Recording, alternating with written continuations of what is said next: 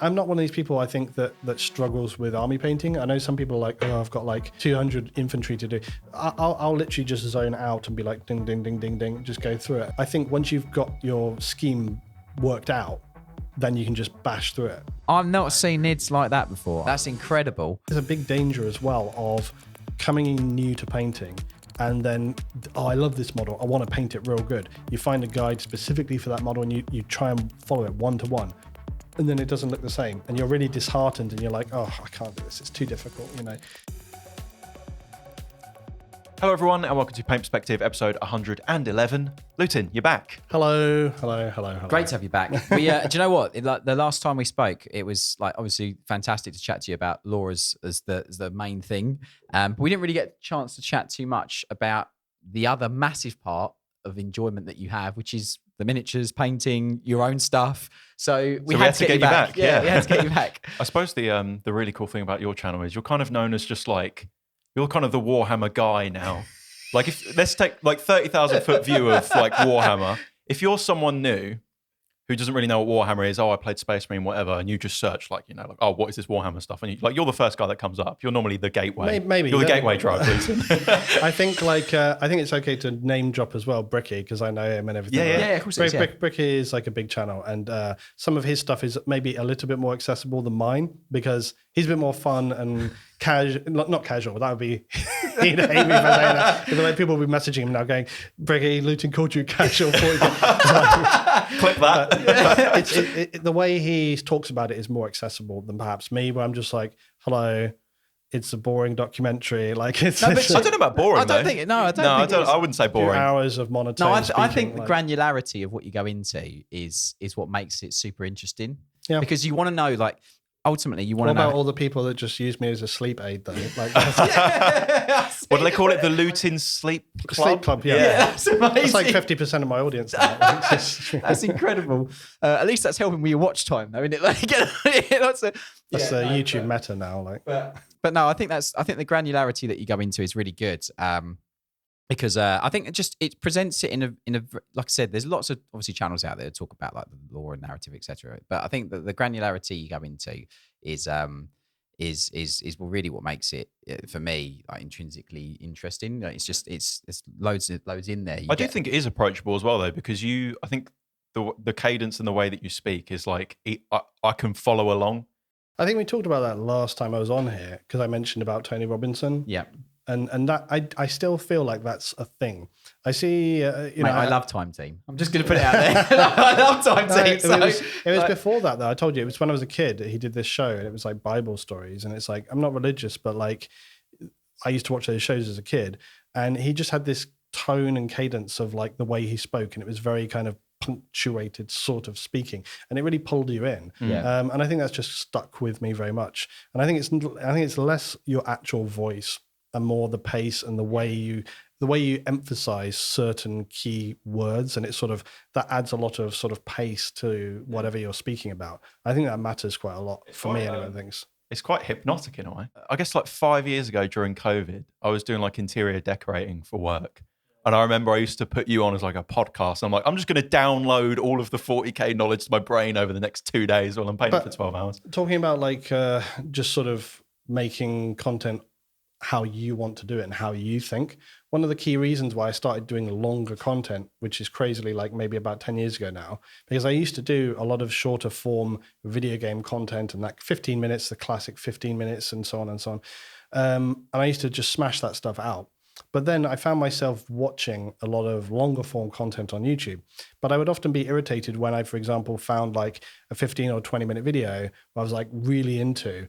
And then it ended and I was like, God, I really could do with another 40, 50 minutes of this. Like, I'd really like to just sit and listen. And then I want another one. One of my favorite YouTube pieces of content to consume is just like, there's these guys, they did a great James Bond sort of podcast and they just discuss every episode, but in really granular detail, like every beat of the films and stuff like this. And that's just like a nostalgia thing for me, but it's very enjoyable to sort of have people raking through like the silliness of Moors, Bonds and stuff like that. Some of the bonkers things that happen, but they have just like a great sort of discuss and the tone of voice, and so it's very chill to listen to, and I feel like that's kind of, so basically my point is I'm just sort of making content that I would like to enjoy as well, I think. So That's the best type of content. That's the best type always. of content. Yeah. Do you ever consider length of video like prior, or is it just this is how, do you just write the script? You're like, it's very funny because often when I have been like, maybe it's too long between videos and I have to post saying like, hey, I put a post on the channel saying, I'm really sorry, but like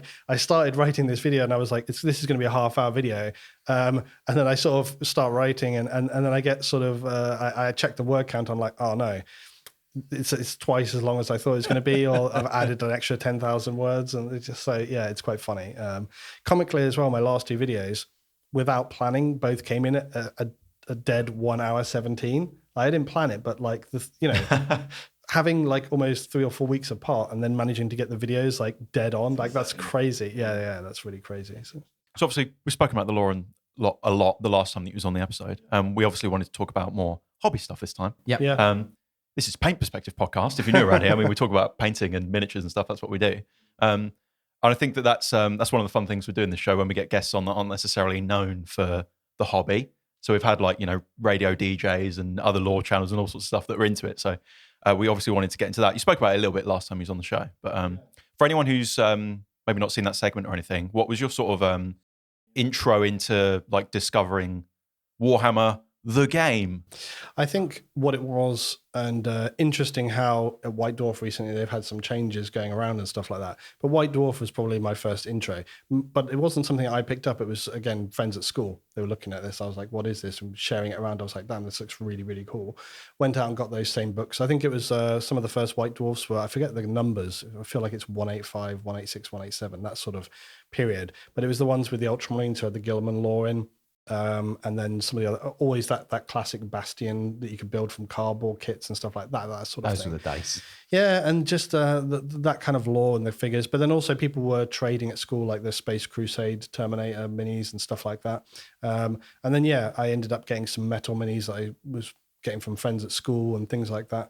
And then it just sort of a slow slide in. I think it wasn't very long. I think it was like I maybe started getting interested in it. And then 4 or 5 months later, I got like the big 2nd edition box set. And then after that, it was just well away. I remember getting a big green blanket and putting it over my parents' dining table. And they were like, oh, you can put books, I remember in the rule books or the whatever, how to play. And they say, oh, you stack up some books and then that'll make hills. The miniatures just like tumbling. You touch the thing and they all come falling down. I was like, this doesn't work. I'm going to have to make some proper terrain. And then I started doing that and things. But my dad and my uncle and stuff, they'd always done model railways. So I was quite hobby capable, even at like 8, 9, 10 years old. Oh, awesome. Okay. Yeah, because we'd always done model railway stuff. So I was like, oh, I know how to do this. And I started making my own terrain and just I didn't realise that. looking at So, oh, God, my entire childhood, just bloody railway stations and model railway exhibitions like Bristol Temple Meads or wherever, just always. Oh, amazing. So you got quite, I mean, that's really. But again, that actually pulled me into the hobby of 40K more because I love, when you see like a model railway layout, go in that detail, they go in like the real scale detail and you go right into it. And that was amazing. Like, dirting up, weathering. Even as a kid, that was absolutely fascinating to me. Like the level of detail and like little, like the back of the yard, and they'd still bother to do it all. Yeah. Of course. Yeah. It's like, and then I think you take that through to 40K. 100%. It's funny. We've spoken about it a little bit, how strange it is that all of these like so similar hobbies are so adjacent to each other and they don't mix as much as you'd expect. Like you've got like the scale model community that do like cars and bikes and stuff, and then you've also got like the train people and then the Warhammer people and then the historical people, and there's a very small amount of cross-pollination. It's very, always surprises me. Yeah, that is very true. Yeah. I remember checking out a model. I remember being probably similar age and going to like some model railway shows, and they used to blow me away. I never got detail. I never got into trains. I as in done it. My grandparents bought me a couple of trains and stuff. I had a Hornby. I had like the Intercity, and like I think there was you got like a starter one which was an Intercity, or like the red. There was a red. I don't know what train it was, but like I'm not like the starter set was like a big loop. Yeah, basically. Yeah, I had one of those, but yeah, it's a shame really because like. Those are my dad's friends. Their whole full-time job is making like scenery for model railways. Oh, wow. Because there's those model railway guys, they love doing like real versions of actual stations Yeah. wherever you are, like or Making replicas, depots and basically. stuff. Yeah, That's awesome. so obviously they don't sell kits for specific things. So they will just go to individuals, kind of like 40K and custom models and all that kind of stuff. They will just go and say, hey, look, this doesn't exist. Can you make it for me? And the dude will want like a scale model of like a depot at like Birmingham or whatever. And they just like, they have to go and get photos and make it exactly as That's it is crazy. and stuff. To evidence the point I literally just made, my first thought was, wow, that's a job. And my job is painting Warhammer. Yeah. That was still a surprise to me. But again, if it's something you enjoy and then you just spend all your time in the shed and it pays the bills, then Well, you sort it. 100%. Yeah, no, exactly. Yeah, no, that's awesome. So how did, I know you said about the starter sets and stuff, did that evolve much for a love of like painting and hobbying, or was it just sort of a means for playing the game? I think all together. I think in the beginning I was just sort of just into all of it, really. I was just enjoying playing. I had my friends from school and whatever, we used to play the game and stuff, but I would read all the White Dwarfs and consume all the lore, because a lot of the lore obviously was in the magazine first and foremost. And some of the lore about 40K stuff appeared in the Epic, like Titan, sort of stuff that was all relevant. So all kind of mixed together. And then later they got into all the heresy books, because people forget that didn't come out till, when was the first one? 2002? 2000. You're gonna have to fact check me on this. I don't remember the date. It was 2006. Ah, there you go. But that still feels like crazily late to me. Like, It does, do you know what I mean? yeah, Like, it it's, I don't know when their first books were even. It was much earlier, but because I remember because I got into it just after Rogue Trader. I got into it in second, and I remember heresy was spoken about in the Rogue Trader yeah. big book. Yeah. But not in the granularity that we have now. But yeah, 2006, I was still doing music and stuff at that point. But I didn't realize that's when Horus, that first book, came out. Yeah, getting on for 20 years ago. It's Yeah. crazy. Oh God, I feel old. Yeah. there was the interesting thing with the lore again is that a lot of stuff was only spoken about in the sort of second edition and the White Dwarfs of that era. And then there often wasn't any reference for it Ages. for 10, 20 years, really, in terms of specific details. Like the whole thing about the Emperor deleting Horus from existence, that ended up becoming like a kind of quite speculative thing because it was mentioned so long ago. And then obviously there's the whole lore about Horus and his body being taken away and cloned and all the rest of it. But again, I think what people miss with that is, and I spoke about this in the last video, where people think, oh, well, Horus's body got taken away, his clone, so the Emperor didn't delete him, he must still exist. And it's like, no. Like his soul and his entity, his spirit got erased from existence, but his physical form is still there. So Fabius could still mess around with it and whatever, but it's never Horus. You can't get Horus back. Yeah. So Yeah. Because I think I know we're going back into lore and stuff, but I think help ourselves. I think it's like a black hole, so you still get sucked into it. Like, but I think the thing is like in that bit where Abaddon fights Horus, he's like, it's not Horus. And that's it looks like him, but it's not him, So like, which is why I think he beat him so easily or whatever. But like, Endrid Har should have finished him. It's very irritating. Yeah, it would have been a very poetic ending, I think. If it was okay, here's a question for you: if it wasn't Abaddon. Abaddon. I always, I know People this. hate it so much. I enjoy like winding people. I know up, there's a specific way to say it, and I always get it confused. No, it's theoretically Abaddon, but I still throw people. I do it in a single video. I'll be like Abaddon, and then like just drives me crazy. But if it wasn't him, who do you think would have taken control? What? If Endrid Har had finished him off, who would have usurped him? There's a lot of choices. Who would have wrestled power? I don't. Would it have even been Sons of Horus? No, I don't think so. I don't think so. I think so. I don't think so. I think it couldn't have been World Eaters. They're too like all over the place. I would have maybe Thousand Sons. Maybe I think Typhus would be quite good. He definitely has the drive for it. Yeah, definitely. But he is very cold, calculated, and sinister. But he does just mess stuff up a lot. Yeah, it's very true. Very true. Yeah, it's a good question though. It does make you think. Yeah. My law knowledge isn't there enough to justify. I think maybe. Answer. I mean, well, the other thing is because they focus so much on Abaddon, we haven't seen so many others. People always talking about Primarchs coming back and stuff. I mean, what's Lorgar doing? Yeah, Magnus exists, but he doesn't sort of really have like a big. Erebus, I think again, he's not dead. But Erebus likes to puppet string people. He doesn't like to be the front center leader. And I feel like Lorgar could. I would be very intrigued to see at what point. Everybody's very excited about Loyalist Primarchs coming back, I really want to see Lorgar. Well, it's a very recent push from them in the last few years to start kind of resurrecting them, isn't it? This is a dangerous topic, but No, let's go there. Let's go there. Let's do it. I mean, the painting can wait for a minute. Let's do it. the only thing that I thought, like, it's very interesting to have loyalist Primarchs come back, and I know people want that, but I think having Lorgar come back and then have Guilliman have some kind of construed situation where he has to meet and talk with him, that would be like super fascinating. Because obviously with their history, but also with the fact that Guilliman is like religion curious, and he's sort of, you know, curious about the ecclesiarchy and the sort of faith power, and because he's seen it firsthand through the Dark Imperium series, and in the beginning was just like, obviously this is nonsense, they're very irritating, but he's come to become more and more intrigued and aware about what it is. And so there would be interesting to have Lorgar and him, and he's even got a copy of the Divinitatis. They'll never talk, though. I don't know. They'll never talk. They did. Their last talk was when the Battle of Calth, wasn't it? Yeah. So yeah. We all know what happened at Calth. It's really good. People need to go back to. I've said before, I think I said this last time, that's one of my favorite, because we asked one of my favorite moments, and it was when they sitting at the table and he shoots him in the head, like, or shoots straight through him with a plasma gun. And it's like, yeah. But yeah, should we go on into painting? Yeah, let's talk about your painting. Yeah, so I think the thing with the painting for me, and this was interesting, I don't know if we talked about this last time, but I struggled for the longest time to really get to grips with painting.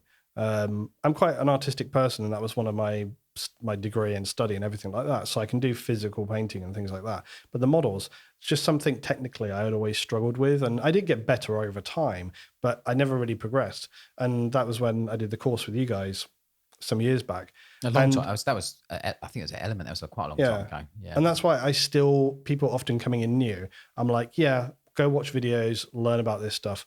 But going and doing a physical day somewhere is genuinely really beneficial, because I think just having a presence of somebody there to talk you through can really help click stuff in your head. And, you know, other sort of day events that I've done since then as well, to just try in specific areas. Like there are people who focus on like Dreadnought days, or like scenery, like specific model days, or kit bashing days, or like the how to do green stuff and all that kind of stuff, the molding. So all those things, I think whether or not you technically come away achieving what you want to, it still shifts your thought process, and you start looking at things differently. And I think that's the thing, is you can watch all the guides you want, but ultimately I think having a person to speak to, or to like literally do a little bit of painting and then say, is that good? What have I done wrong? And have someone able to in real time correct you, rather than watching a video and go, right, I'm doing what they show. It doesn't look right. And then where are you? You know, do you have any specific kind of memories of things like along the way that fell in place, like that clicked for you? I know that like I was trying really hard for a long time to paint all my ultras like as well as I could, and then I got to a certain point where I still had like a lot to do, and I was like, the hell with this, and I just dry brushed them all. Like, we've all been there. I was like, I'm going to get them all blue, and then I'll go in and I'll fiddle around with the details later, you know. But I think some of my other armies since then, definitely, I've gone a totally different route. But there is this kind of funny thing with me. I was talking to my friend about it the other day, where I'm somebody who can be very, very, very sort of pragmatic, and like I was doing my Inari stuff, which is still in progress, but I spent weeks trying to figure the color combination, and basically they are just kind of red. But when I was doing the colors as shown by Games Workshop, it didn't come out how it shows, and we know why that is. Obviously, like sometimes their heavy metal stuff is not how it's discussed to be, and so there's more steps in there. But so I had to try and figure out my own thing with the colors I had, and I just ended up making loads of combinations, different mixes of contrast with, you know, different throw some inks in there to push vibe, because whenever I was washing over the whole lot of them, it just didn't have enough vibrancy for the colors I wanted. So the base colors I got out quite quickly, just like corn and so on. So, but trying to get the I think it's like the Flesh Tearers red. But even that wasn't strong enough color. It's quite strong. Yeah. So I ended up putting some ink into it to sort of really, and then like some contrast medium as well, to just really mix it in and get the viscosity correct, so that it sits correctly. Because it is like we've talked about before, like it is with the Inari ones, I do it all over, like a wash all over, but you still don't want it to pool in the wrong areas, and you don't want it to sit too much on the high areas. So the viscosity has to be correct, otherwise it will not do what it needs to. And then the problem with the wash is you don't want to knock stuff back too much, so it ends up being dull. But with ink in there, it boosts it enough. So you're just going to create the correct You're making balance. like the perfect balance, aren't Yeah, you? basically, of all the yeah. things? And I eventually got there after 8 or 9 different tries, you know. What when you're approaching painting an army, or obviously you said you've done like a couple of figures or 8 figures or whatever to get the colors right. Do you choose stuff on the wing, or do you do a bit of planning before, or like what's your approach? It's definitely like the lore informed stuff. Mm-hmm. So I will go Very on brand. That's good. Yeah, That's good. yeah. But I find that I find that it helps. It's like the thing of if somebody gives you a white piece of paper and says draw a duck or whatever, it's quite challenging sometimes to do that off the top of your head. Whereas if you go and look around at a load of pictures, it's obviously going to help you design how you want. And I think it's like that with miniature painting. It's like, if you're like, I'm going to do a Space Marine chapter, it's going to be Nova Marines. Okay. And it's like, well, okay, I know what that looks like and I know what the colors are. But if I go and research further and look into it, is there going to be more images? Is there going to be like a specific image which triggers like, oh, I'm going to do them, but it's going to be this group, and it's going to be, you know, it's this company, and they specifically are doing this and this and this, like Third Company Ultras being more Xenos focused, you know, and it's like, okay, so then do you sort of modify them a little bit? Do you add more weathering to them, more like sort of scratches because they're dealing with Xenos more often, that kind of thing, you know? So I think again that dictates. So whether it's a custom or like just an existing thing, you can go and research and find, and maybe you'll be listening to a book and it inspires you to have a certain idea or whatever, you know? So I think that helps to inform it, and then look around for like artwork and images and even community stuff. You can look around at community images and other artists and stuff like that, and maybe you'll see like an element of what they've done. You know, I think one thing that we talked about, but I always am thinking about this, is how helpful it is to constantly be checking like Instagram and like YouTube for people who are like really high-end painters. And it's like, if I dedicated my time fully to it, I feel like I could get there, but I just don't have that time and it's not my focus. No. And so I'm aware of like my limitation of like where I'm going to be able to paint to.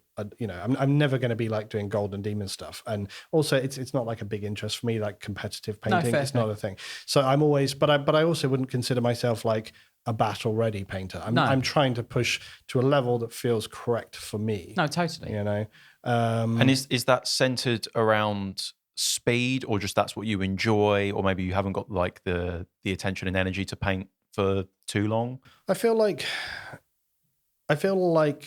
I have begun to control and understand what I need to get done quickly and what I need to spend more time on. Right. So for example, with the Guard, I was speaking to another painter I know who was talking to me about like, look, it's very tempting to go in and do like all this detail with the Guardsmen. Nobody's ever going to see it. Like nobody's ever going to see it, because like when they're all on a bloody table and you're rolling dice and whatever. But it's different if you're making a group that's like maybe real specific. Like imagine you got like the old Last Chances set. I was just thinking like, of those, yeah. And you maybe I'm going to do a diorama, but maybe you do like a little scenic base for them because it's just 10 guys, and you want to do each one as their individual characters. You want to paint them to like the highest ability. It's like, fair enough, that's fine, you know. But if you're doing like 40 just standard infantry guardsmen, maybe not.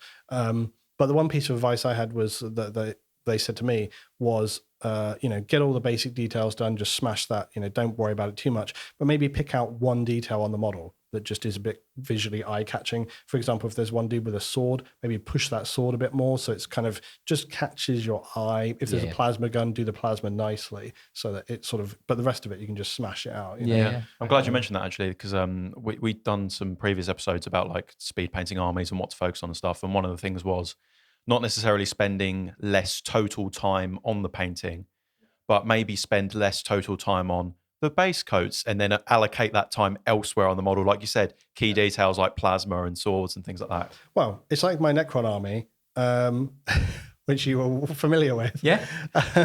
But with the Necron army, obviously, so you guys have done a load of stuff for me, which all looks amazing. But then I now obviously have to do it myself, which is fine. But for example, when I went to this tabletop tactics thing the other day, I was painting 2 Doomsday Arcs at like 2 a.m. like the night before, and I was like, God, you've fully gone down the tournament scene if you're And I painting was that like, early. well, that's something to talk about in itself. But like, but you know, I've got all the gradients and the colors, and I know what to do with the scheme now, so I'm quite familiar with it. I know what the palette and everything like that. But then when it's like 1:30 in the morning, I'm like, how many of these weathering scratches do I need to do? Because it's really key to the visual of my army that all of the panels have like line scratches on them.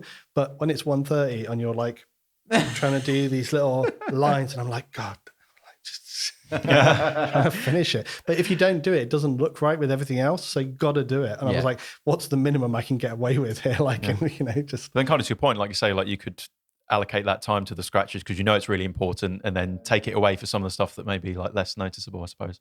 Yeah, but I have gotten that army to a point looking really good now. I did one of the Necron spiders recently, and it looks awesome. Yeah, I got the OSL really strong and stuff. And again, it's because trying to get those orange glows can be quite challenging sometimes, because orange is not always the most saturated color. It can be more muted. Yeah. And again, just chucking a little ink in to the washes and stuff just really pulls it out. 100%. Yeah. Definitely.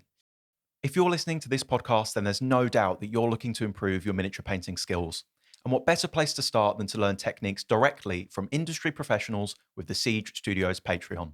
As a member, you'll gain access to our entire catalogue of masterclass video tutorials with exclusive content going far more in depth into painting techniques than you'll find on YouTube, hundreds of easy to follow step-by-step PDF tutorials, and the ability to get dedicated video feedback on your miniatures so you'll always know what skills you need to improve next. Plus, tons of other additional benefits, all bundled for the same cost as just a few pots of paint. So what are you waiting for? Take the next step in miniature painting and improve your skills by heading to patreon.com/Siege Studios. So you brushed on the tournament stuff there. Is that something you're getting into? Well, one thing I talked about with someone was basically that motivation and how to push yourself out of being in a bit of a hole where you're not really feeling it. One way I think is to find a audiobook or story which is relevant to the army you're doing, which if it's like a non-custom one is pretty easy. Just find out any audio. If it's Necrons, loads of options. If it's Space Marines, loads of options. There's tons of stuff. Just find something, and then you'll find that kind of fuels your inspiration and drives your painting. So if you're in a bit of a hole, I would suggest that. The other is arrange a game. Like if you've been thinking for ages, I need to get this ready, but I won't play until the army's ready. Book a date, maybe 3 or 4 months down the line, but book a date where you have arranged with somebody to play, and then that will really push your, to get it done, basically. You might be the 3rd or 4th person on this podcast to say exactly that for motivation. Yeah. It really does matter. And I think, obviously, though, again, it depends slightly what you're doing. If you're just painting to have them be pretty and at home and just be like, I'm owning these things and they're nice, that's a bit different. But I think if you are intending to play, like, don't get it done and then play. Do it the other way around. Yeah, no, I agree. Yeah. Giving yourself a challenge or a target to hit is always good. Yeah, it's motivating. Yeah. One thing that I wanted to ask was, I know a lot of people get into Warhammer and the kind of universe through channels like yours. Mm-hmm. And then oftentimes those people use that as the gateway to start painting and like collecting an army or whatnot. What would your advice be for someone who is like looking to, maybe they have a bit of knowledge of like kind of the universe and stuff from like your videos, but what would your advice to them be for actually picking up the hobby part, the painting, the modeling, the army building? I think my advice, because I'm not so tournament or competitive focus, so I'm more of a casual narrative player at home, I think literally just choose whatever takes your interest, maybe if you have friends who are interested in playing the game and you are wanting to play the game, maybe discuss with them ahead of time a list, so that maybe, because this is the other thing, obviously if you're going to buy a load of models, you don't want to go and spend a load of money and then be like, actually this is useless, or I wanted to play this detachment and then realize, I don't have any wraiths, or I don't have any assault marines or whatever. You need to sort of do a little bit of planning. So I wouldn't go in totally blind. However, if you are just beginning and you're like, okay, I want to do Space Marines, I want to do Orcs, I want to do Necrons, I want to do Eldar, choose one model that you really like. even if you don't end up using it, I think as a beginning, the fact that you've chosen something that is really visually attractive to you, or that is attractive to you from lore that you've learned about, like a character or something like that, pick something that you like the idea of, so that will drive your inspiration in the beginning, you know. But I think if you're trying to do something beyond that, like you're actually trying to build an army, maybe do a little bit of research. Yeah. And I don't think that's like unusual to 40K or Warhammer or anything. Like if you're going to do any hobby, if you're going to spend £200 or £300, you probably should go and do a bit of research first. Yeah. You know? Yeah. Like if you're doing mountain biking or like airsoft or whatever, or aquariums or whatever it is, you should probably go and read about what you're doing to try and make the best for your money, like first. Yeah. You know, so. It's very similar. When I used to do, before Warhammer, when I used to do FX kits, but one thing my granddad really instilled in me was when I was doing like a Spitfire. It comes with like the decals and everything, but I used to have a lot of books from him and stuff like that about the RAF and all that kind of stuff, but putting on the relevant squadron markings for the Spitfire, and if there was a specific pilot, you know, you could, all that kind of stuff. So I think that research and adding that interest. That's why you've got that with your Blood Angels. 100%, yeah, like literally, it's never. He fought in this battle, so he has to have this mark. Do you find that can be a bit of a limitation or a constraint sometimes? I think if you're doing an army or chapter that has got this wealth of knowledge, or I would say army or chapter, even like I said, like the FX or whatever, I think if you're doing, that could translate even to like a tank. Because if I'm doing like a specific tank from a battalion during World War II or whatever, and it's got a specific number on the tank and it was piloted or it was commanded by this like, I think just doing that research, it adds a bit more emotional attachment to it. I don't know. I think that's fair if you enjoy the research part, but it's just a bit of a counter argument. I remember at the start of my hobby journey, because I haven't been doing this for too long, it's only been a few years. And I remember at the start, I would get like stressed out about like getting it wrong. Yeah, but I think also it can go the other way totally. I think that having too much choice can be confusing and overwhelming, which is why I was saying before about why I will actually go and research stuff a little about an army, because it helps dictate your choices. And like I say, it's that blank paper analogy. Because I used to work in design, like graphic design. And again, somebody bringing a project to you saying, hey, we want this design for us. Just do what you think's best. Nightmare. Like, what the hell do you do? And then you do it and they go like, oh, well, that wasn't what I was thinking of at all. And it's like, well, why the hell didn't you say so? But trying to do it with models and minis, I think, again, like if you're doing a specific company of Space Marines, if you're doing a specific regiment of the Guard, it will inform and dictate certain choices that you make. And again, the more lore awareness you have of like what they have done can help guide you. And taking away choices can sometimes be a good thing because it narrows your focus, and then you can dial in on, well, I know what these guys did and the enemies they fought and the battles they had, so I can customize them to that scale. You know? It's like if you're doing like, I don't know, like you said about like the third company Ultramarines. If you could do them on snow bases and then put like Tyranid bits on the base, so that's because they fight Tyranids a lot, or etc. It helps with some choices, as you said. What's that balance like for you? Because you have a whole bunch of different armies, and obviously some of them are a mixture of like the Ultramarines, and some of them are custom. So like we've just painted some Imperial Knights for you, which is your own custom chapter. We spoke about that on the last episode. I get very carried away writing my own background for my armies, like. Like some of my own writing that I've done as well, and it's like, you know, hundreds of thousands of words for my own personal like writing. And when it comes to custom stuff for the armies, it's not particularly different. I'm pretty sure my document about the Knights Army and the stuff which goes with that is like 50-60 page document, like just the entire history of the planet, like how they came together. There's an orc on the Atropos, the orc truck on the Atropos, which ties into this major battle they had and how they existed and gone forward. And so that's a kind of nod to that. So again, if you're doing a custom force, I find lore first. And then I've got a Death Guard army, but it's not painted and it's on the table to be painted.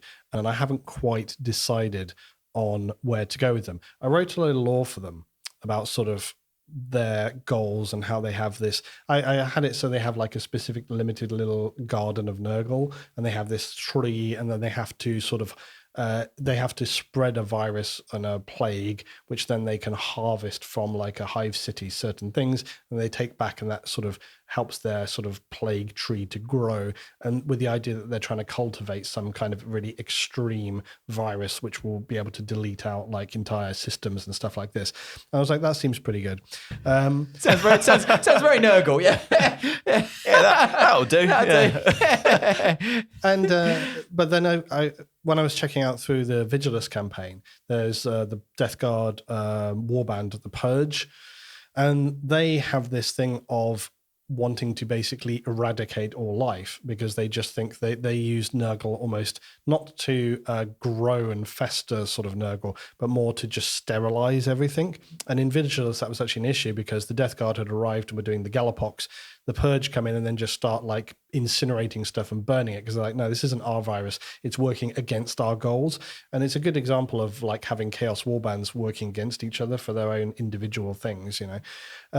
But in terms of my own army, it's like, okay, well, that's kind of interesting. And it's sort of adjacent to my own. So maybe it's not specifically that Purge group, but maybe mine has sort of like an adjacent concept. So you can kind of take colors and elements of that, but you just move sideways with it a little bit. Yeah, of course, yeah. And I think that's quite easy to do with Chaos, because there's so many different groups constantly emerging and fighting with each other and coming up with different ideas about what Chaos is and what they want to do within it, and so on and so on. So you can do that very, very fluidly.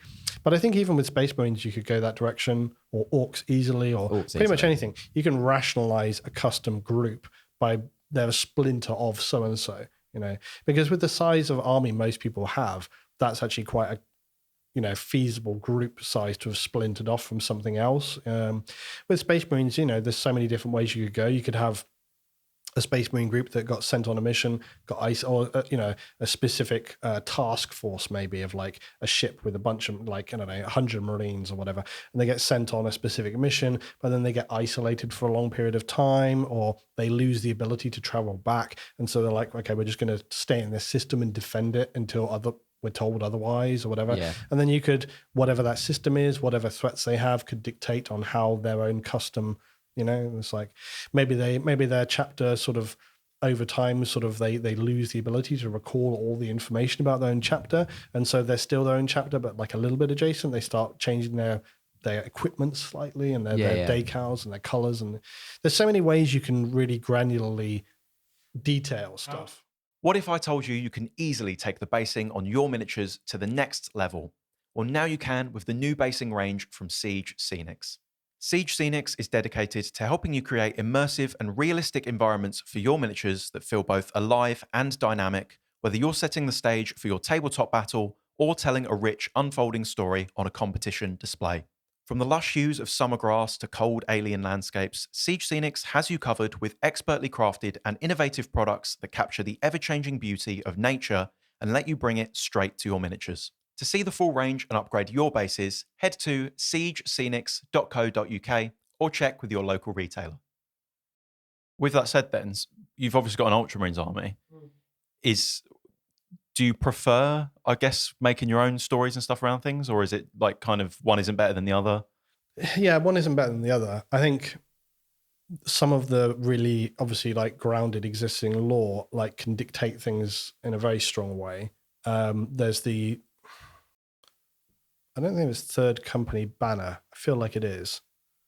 I can't remember which company banner, but it's the one, I've said about this before. It's the dude standing on a gene stealer holding his own little banner with the presence remakes the past thing. And that saying is just, I think that really, because people struggle to identify like kind of what defines the Ultramarines and what's their sort of agenda beyond just being, we're very tactical and pretty good at organizing stuff. And beyond that, it's like, well, what do they stand for and what's their sort of ideology and their agenda?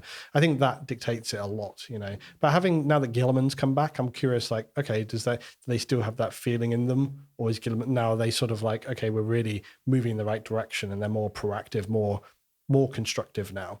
The Ultramarines are like, now Guilliman's back, we've got this mission to do. And, you know, and I think also it's also to do with stabilizing the Imperium because it's very chaotic and problematic right now. So, yeah. When you are painting, we know people, for example, like to listen to this podcast while they paint. You know, people like have background material, movies, whatever. Yeah. What is your sort of go-to for passing the time? Audiobooks. Yeah. Audiobooks or music for me. Yeah. Sometimes I will just let YouTube do whatever it wants and I'll just kind of listen through, or like there's some podcasts about different things that I might be interested in, or I might catch.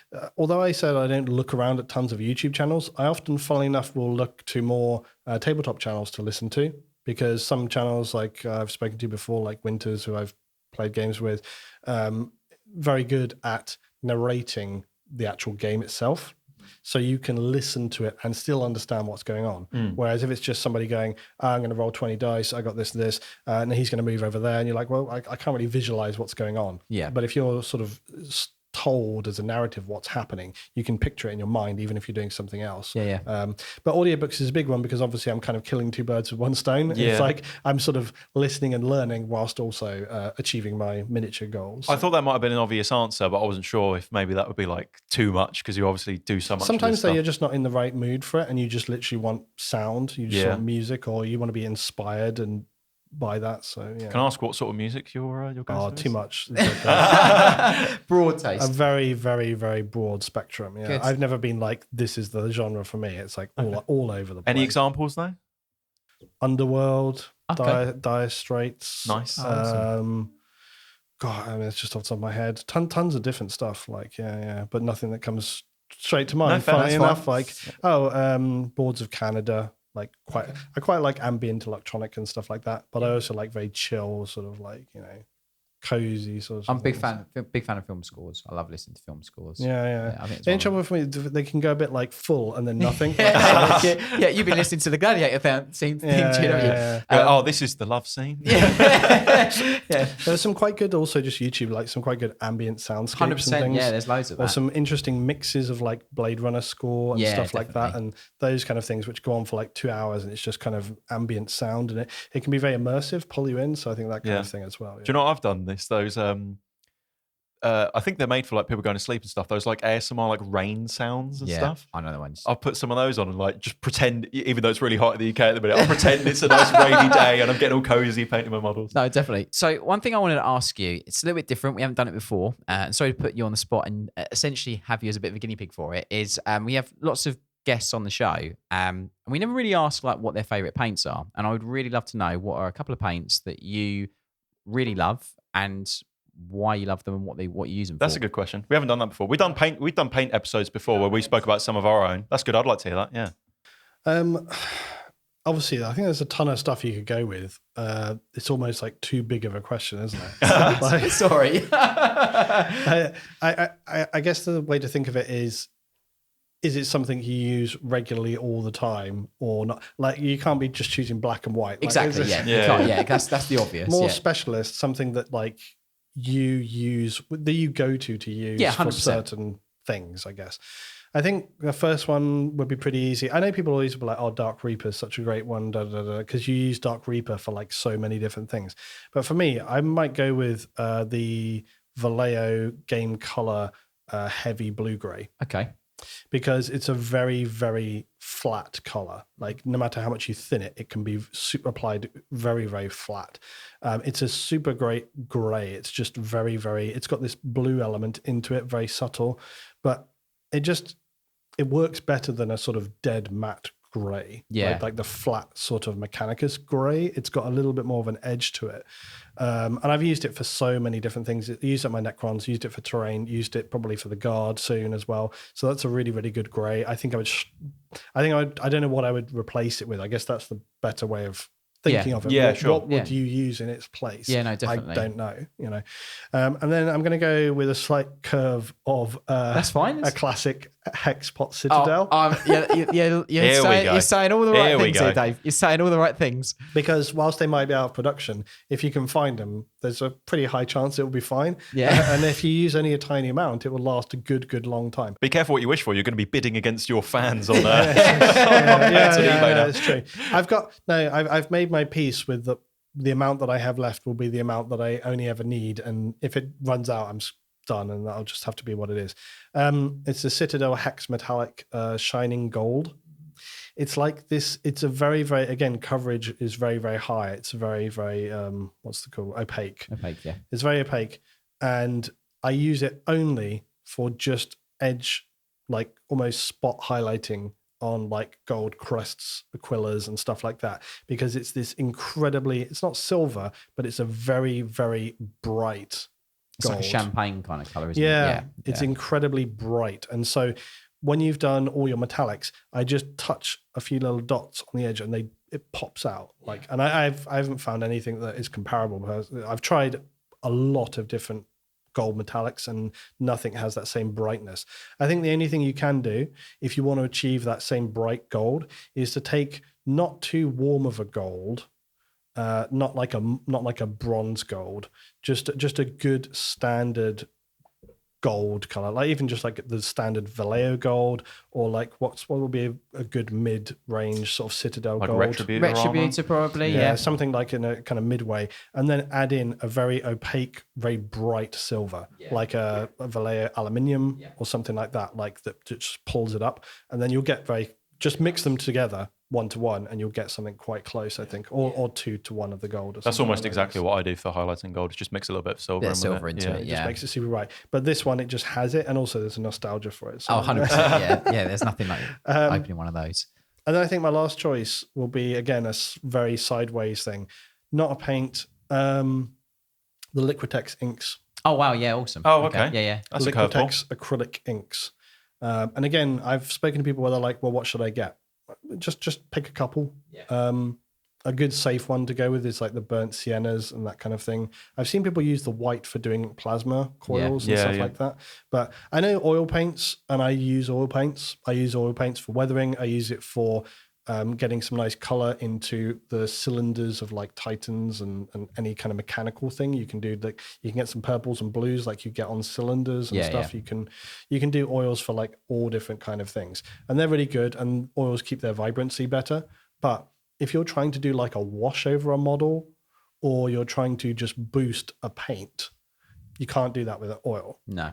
So if you, for example, like on my Necrons, when I'm trying to do the orange energy, I already use like the Troll Slayer orange and maybe add in a bit of the contrast. But I will also, when I add the contrast, add a drop of the sort of fluorescent orange acrylic Liquitex ink. Yeah. And that really punches smashes it. Yeah. And you couldn't really get it any other way, I don't think. So no, I like the idea of using it as a color booster. That's quite clever. It's really good. Because one of the sort of drawbacks of inks is they're quite difficult to apply with the brush sometimes. But I suppose if you're mixing it in with another paint, it's already got the body. Yeah, I've tried a few ways of just applying them. They're either way too strong. Like if you apply them just as they are, they're way too strong, and they sort of don't really adhere correctly. If you try some contrast medium with them, it can often thin them and they become a bit sort of muted. It doesn't really, contrast medium doesn't particularly work very well. Neither does the Lamian. And I've tried also like just the, it's like just a standard acrylic medium. Like it's like a retarder, so it sort of slows the drying process and, like that. And I often use that to just add a bit of body if whatever I'm working with. But I think often just paint and a bit of a contrast and then a bit of an ink and then just a little touch of water or maybe airbrush thinner, and that works really well. Yeah, no, that's great. That's a brilliant start to hopefully what becomes a bit of a new section that we do on the show. Yeah, but the fact you got in an OG paint is going to make me very happy. So yeah, ticked all the boxes there. Smashed it. The inks though is such a good color booster, and you can do it for lenses, for energy, and like so many different things.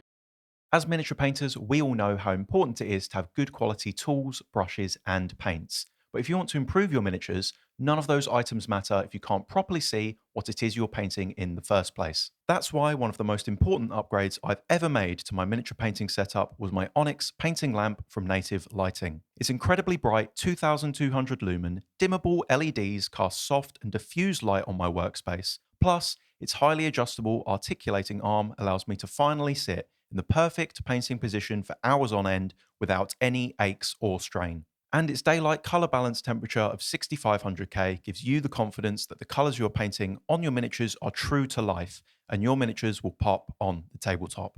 To upgrade your setup to the professional grade equipment that we rely on here at the studio, head to siegestudios.co.uk/shop or check the link in this episode's description. I don't think many people have seen it, but it is on my Instagram. I started my tyranids, and I haven't. It's on my sort of back of my mind to push further. I did my Tyranids when the Leviathan box came out. Right, And I painted all the Tyranids in that box. Oh, So they're wow. all I done. didn't realize you'd done that. Yeah, it was an ordeal. Like I can imagine. It's a lot of bugs. I had to do this. Well, and also I had to do the scheme, and I was still in my phase of making a very custom scheme for it. But I ended up doing a metallic chitin shell. But then I wanted it to have more than just be a metallic. Yeah. So it was like a green. I think it was like it was a chrome metallic. They look. I'm not being. This is my first time seeing it. That looks amazing. Maybe you can chuck them up for people there. Yeah, of course, yeah. That looks insane. I did not even know that you'd done that. That looks amazing. I know people do inks and stuff over silver, but they needed more. Like, it's not like, because when you do ink over silver, it still just looks like a metallic color. Yeah. And I needed it to be way more than that because I wanted it to look like those like little jewel bugs that exist where they're like that's exactly what I was thinking that they look like, is those bugs. Like the beetles. Yeah, with the shiny carapaces. That's yeah, what that's I wanted incredible. it to look. And I tried doing the standard silver with my tests. I tried doing silver and then just ink over it or like contrast over it, and it was just too flat. Like, it didn't work. It just looked like, again, when people, I know sometimes people will obviously go in with a gloss varnish, and that really, like when people are doing like the real cherry armor, that sort of You thing. talk about Thousand Suns. Yeah, that kind of cherry armor sort of situation. But I wanted it to be sort of more. So I used there's like a chrome paint that you can get. I think it's like an AK maybe. It's like a chrome paint, and I did that over all of it. And then I did like airbrush ink and it's an ink and a contrast, like it's an ink and a contrast, like two tones. So I did like one way or the other. Yeah, that's incredible. But with the ink, what was interesting is exactly like you were saying, it didn't adhere properly. But then if you look at it, it created this organic speckling. Oh, I was about to ask you how you got all the texture and stuff on there. So that was an accident, was it? Yeah, 100%. That's incredible. But then I practiced it on other stuff and found that it was a consistent accident. So you could do it deliberately. Yeah. That's so basically, mega. it's just sprayed on almost, if you spray a bit too close, it just kind of separates. Yep. And I just kept doing that and it just worked. So I guess the surface tension of the metallic just means it doesn't want to bond properly. It just sort of sits on the surface But when it dried, it didn't dry in a way which made it look like a mistake. It looked like you were trying to do a it correctly. crackle sort That's of look. incredible. But That then looks also, great. the best thing is because they're Tyranids and they're organic, even if it's inconsistent, it doesn't really matter. It doesn't matter, no. Yeah, right. of So course, you could have one where it sort of only worked half and be like, oh, well, when that dude came out, it just didn't work. He wasn't correctly born. I out love of the fact that you're putting law in. Yeah, it works. You can use it to rationalize your mistakes. No, it's So, great. Yeah, no, the color scheme's great, dude. Rare to see, well, I don't want to say rare, but like you see all the same sort of color schemes all the time, and that is truly unique. I've not That is seen truly nids unique. like that before. I'm telling you, like with that light skin tone and you got that crazy bright rest of it. I think on paper, that's one of those things as well that like the way you described it sounds kind of gimmicky.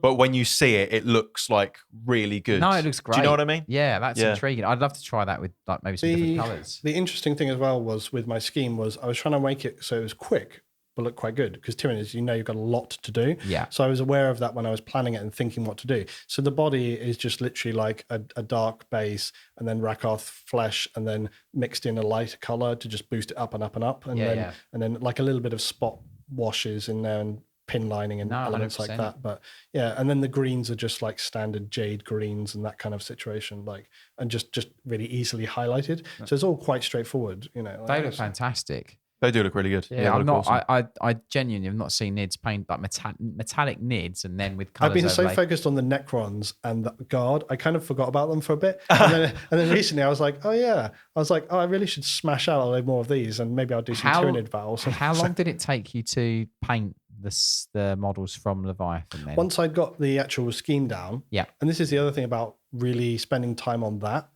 I think once you've got your scheme worked out, then you can just bash through it. Yeah. And I'm not one of these people I think that struggles with army painting. I know some people are like, oh, I've got 200 infantry to do. I'll literally just zone out and be like, ding, ding, ding, ding, ding, just go through it. And so when I was doing all the Tyranids, it wasn't a big deal. Like I just kind of hammered through it and do them all at every stage. So all the base, all the metallic, all the wash, all the spray, all the body, just do it like that. And they come out pretty quick. So and in terms of like the creation of the color scheme and stuff, what is that process like? Is it experimentation? Are you doing like reference work or?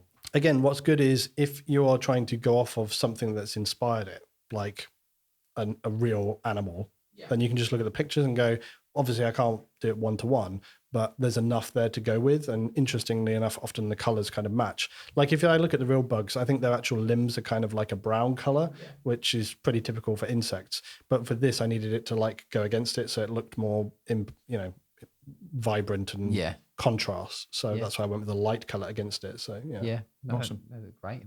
Okay, well, before we round out the show, we have a little tradition on the podcast which we call Hobby Hacks, which is where we share a little quick tip, hobby related. Traditionally, we get these from our guest as well. So, do you have a hobby hack for us? I struggle to do quick. Like, do you have a long, hour-long? Hour-long. I think something I always try to suggest or advise people to try is to be a bit more organic and experimental with things. And I think that comes from my sort of slightly artistic background, where over time I've learned that often when you make mistakes, it leads you in a direction that you didn't intend. For example, like we just discussed with the tyranids, when I was airbrushing those, I had intended it to be like a clean coverage, and then it didn't adhere correctly. And I was like, oh no, I've ruined it. This is annoying. I'm going to have to clean that all off. Oh, I can't clean that off, And then I was like, wait a minute, this actually is working. Let's see if I can replicate it, and then just keep going with it. And I think also, for example, sometimes when people are trying to do edge highlighting and things like that, you mess it up.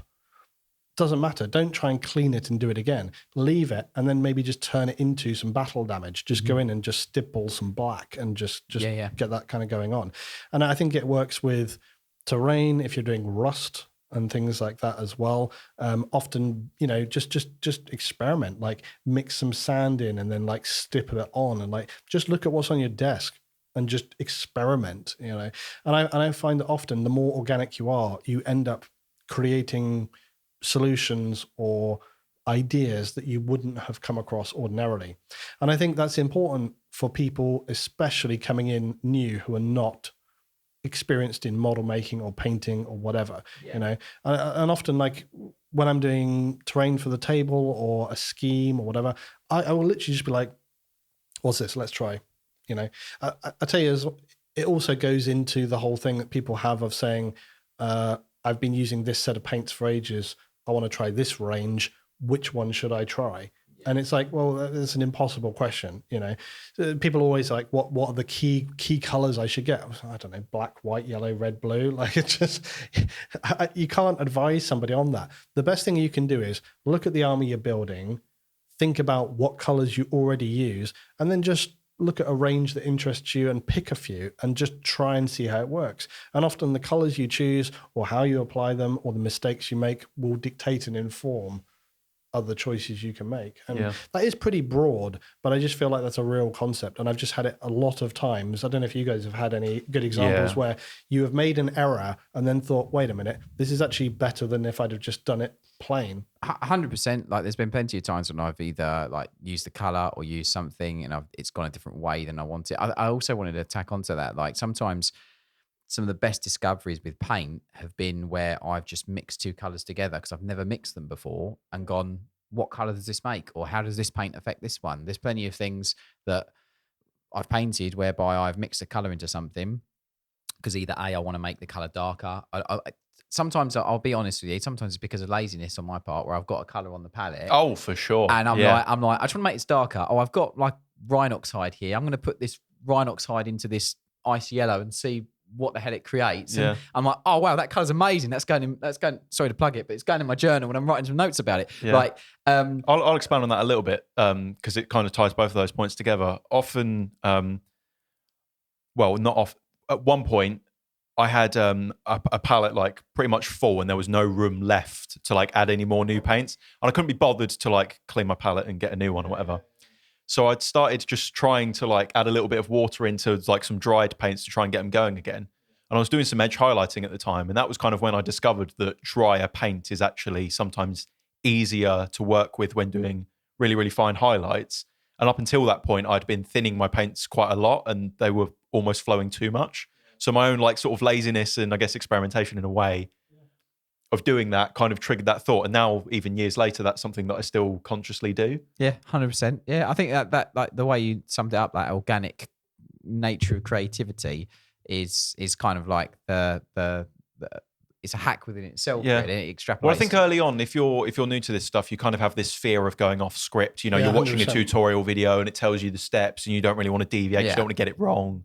I think, I think what goes along with that, just as a sort of side thing, is that people coming in new to painting, I think whenever I see tutorials, one of the key things that I don't see mentioned very often is just to practice your brush mechanics. Like in terms of how to depress a brush, how much pressure to apply. And I know people will get like an airbrush and go, look, do a thin line. Or like, okay, just practice doing thin lines with a brush and da-da-da. It doesn't really teach you what you need to know. What you need is to buy, this is why I was always gutted they got rid of that £5 box of Guardsmen, because you could just buy them and just ruin them. Like it was fine. You know? I mean, they had the Marines as well, didn't they? Yeah, There was like three Marines, tactical Marines. three Guardsmen. I mean, also I would say and like there's the Chaos one as well, wasn't Yeah. there? 3 Chaos Space Maybe, Marines.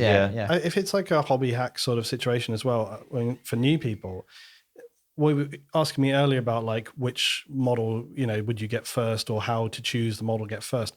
Maybe if you're new to painting and new to everything else, I guess that's why it's good that in the actual Citadel starter box, they just give you like a Marine or like a Necron Warrior or whatever. Hard to totally mess that up, you know, even if you're very brand new. But if you do, it doesn't matter because it's just a Necron Warrior or whatever. But getting a model where you can not maybe paint to a scheme, but just practice how the paint is applying, thin it down a bit. Now, how does it work? Thicken it up a bit. How does it go on? What does it look like once it's dried in? You know, you need to understand, like when you put paint on, it doesn't look like that once it's dried. Yeah.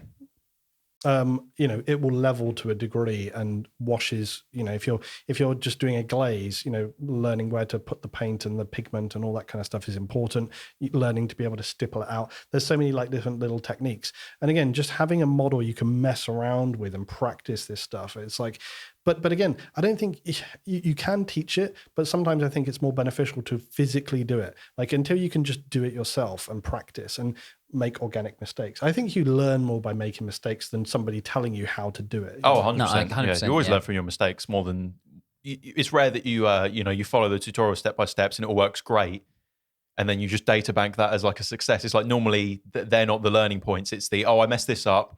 How did I fix that? Okay, and that's kind of what sticks in your memory. I want to make like my own sort of painting tutorial video, and I want it to be more kind of open than a 1, 2, 3 sort of situation, because I think you can learn more by just exploring what's going on with it. Yeah, because I feel like there's a big danger as well of coming in new to painting and then, I love this model, I want to paint it real good. You find a guide specifically for that model and you try and follow it 1-to-1. And then it doesn't look the same. And you're really disheartened and you're like, oh, I can't do this. It's too difficult, you know. And start with the more simple procedures, understand what is going on, and then lead toward that, I think, you know. Yeah. I mean, maybe this is all too big for a beginner. Like it's no, it's fine. I think a big thought. You need valid, someone to though. find it. It's valid. I think, like, you know, even if a part of it you use. No, is 100%. still- I think you made some good points there, because obviously like, we do tutorial videos and stuff, and the idea with those from myself has always been to explain techniques and styles. And yes, I'm painting the miniature, and yes, I will tell you the paints I used. If you want to copy along at home, that's absolutely fine. But the idea is normally, here's a technique, here's how I did the technique. So like we have an Emperor's Children tutorial, which is super popular. It's painting pink armor, but people ask me all the time, oh, I'm painting Ultramarines and I want to get good at glazing. I say, oh, well, watch the Emperor's Children tutorial. It teaches you glazing, you know? Yeah, I think the thing is, miniature painting or painting in any capacity, whether it's miniatures or whatever, canvas or like, it's a creative process. Like, so you being linear and following something is all well and good. Like, you know, if I wanted to paint X chapter or whatever, I would follow where the colors go, how they go, whatever. But even within that, like, you don't have to paint the eye lenses the same color. You can go, do you know what happens if I give him orange lenses or blue? Like, I think the creative, you shouldn't restrict your creativity that much. I think you should have experiment sessions, you know, and painting is a bit of an experiment. Ultimately, you're like your whole thing with mixing like this paint into this one or putting in, it's like a bit of chemistry as well. It's like, you know, you get to see how the paints work together and all this kind of stuff. Like, I think there's a lot of creativity that goes into it. So yeah, like you said, being an organic approach is a really good way to discover some beautiful things. I think I'd go another step as well and say, you know, I can understand some people saying, well, you need to understand some fundamental elements and practice and get good with the base elements of painting before you start experimenting too far, because you want to sort of stay in the lane of get those practical principles correct first. but sometimes maybe not so much. Maybe sometimes it's better to just kind of do whatever you think and explore it for yourself, and then later come and find, oh, actually, I was close to what I was trying to do here, but I need to get it a bit thinner. I need to be a bit tighter or whatever, just let yourself explore with it first. No, definitely. But again, I guess it's very easy to say when you're beginning, you're scared of making kind of any mistake, but then comically, like you say, making your own mixes. I sometimes laugh when I come back to like a recipe and I'm like, what? Like, what was I thinking? It's like, it's literally like a list of stuff. And then it'll be like 1 to 1 to 2 to 3 to 1. And I'm like, what? I've got like 6 different things going on in here. And this actually brought me to something I was thinking about was I spoke to someone a while back where we were talking about the consistency of making that complex of a mix, where it's like, okay, what does 1 to 2 mean? Like, what if the paint's slightly different viscosity? Like, are you using a brush to measure it? Are you using a little palette trowel cup or whatever? If it's an ink, are you using a syringe and measuring it? Like, how much water do you put in? Like, and I think what we settled on was it's very difficult, even if you're following a step-by-step, to actually get the colors truly consistent. And that so long as it's roughly in the right direction, it will all look correct. As long as they're close enough. Yeah. But it's interesting how sometimes when you make those combination mixes, which seem very complex, somehow they do end up being quite repeatable. Yeah, it is true. Stable. I even say that with like just when it comes down to airbrushing. Like, if you thin a paint and you airbrush one model, you don't document how many passes you use the airbrush for. Yeah. So the like how many coats. Yeah. So the opacity is like X because you've done X amount of coats. And then what happens is even if you've made the same mix, so I'm a big fan of making a big mix of paint when I'm going to airbrush. So I have like try and make it as consistent as possible. However, that you can make the paint consistent in the sense of the large batch, but what you potentially aren't even thinking about is how many passes have I done. So you've said it before, I think it's a hobby hack, but just having a random model that you spray just the base coat and keeping that on hand so that you can go, have I done enough passes? Yeah. Is it as bright as it needs to be? Well, that's a hobby hack within it. Like you said, I did mention this before. So with my Blood Angels army, once the model is painted and highlighted and stuff, it's hard to compare the color at the early stages. So when I've got my Blood Angels and I airbrush the main red on first, it's hard to look at it and go, oh, what's the coverage like compared to my other models? Because they're already shaded and highlighted and everything. So it doesn't look quite right. So what I have is just a Marine that just exists in a sort of undercoated state, and he will never be painted because he's my reference for. It's like when you go into like DIY shop and you've got those swatch cards. Like it's literally having one of those so that you can make it. But you don't think about your airbrush. You think about airbrushing the model and getting the color on, but you're not conscious of what you're doing with your hand, or how many passes or layers you're doing. So it's like good point. Yeah, my other hobby hack for terrain. For my bases, a lot of my army now are using the same color for the Necron base. It's kind of like this blue, dark gray sort of, I don't know, destroyed urban environment base. And I've been using it quite consistently across a lot of stuff because I'm like, it's a good mid-range. You can use it on different tables and it will still look consistently good. And then I was like, well, I actually want to do some of my terrain. Similarly, I want the kind of bases of the terrain to be like that kind of blue-gray things. And maybe some of the rocks on the planet are sort of that same material. Some of the architecture is that same material. But I was like, if I have to paint a ton of rocks and terrain all using just little pots, it's going to be a lot of paint to go through. Yeah. So I took one of my models with the base to like B&Q and just mixed up a big pot of like as close as I could get to it. And I was like, that'll be fine. Like I'll just bash it onto the rocks now, like with a big brush. And that's amazing. Yeah. Awesome. I love it. Okay. I think that's a good spot to round out. Thank you, Luetin, for coming back on the show. DIY as well. Hope you enjoy the nights. Simon's been working very hard on them. Yeah. It's really looking amazing. Yeah. And they'll be going alongside, I guess, is this phase 2 now? The last phase, I think. Phase, I think I've got enough nights. The house is complete. It's never enough. Yeah. It's never enough. I've got enough nights and just in time for the rules update. So. Yeah. Awesome. Good. Okay, we're going to jump over now to the post-show, which is a benefit for our patrons. So we're going to do an additional 20, 30 minutes with Luetin, ask some exclusive questions and whatnot. So if you want to get access to that, check the link down in the description below. There's also a whole bunch of other benefits. Otherwise, again, thank you, Luetin, for coming on the show. And all of your links will be below. As always, I'm sure everyone listening to this is already subscribed to you, but if not, do it now. Yeah, absolutely. We'll jump over there now. And a massive thank you for listening to this week's episode of Paint Perspective, and we will see you next week. It says you're building 10,000 points of Imperial Guard. How are you going to do that? It comes back to what we've talked about. I came up with a scheme which was quite simple, and that way I will be able to just batch paint through them. And I really don't foresee it as being like a major problem. Like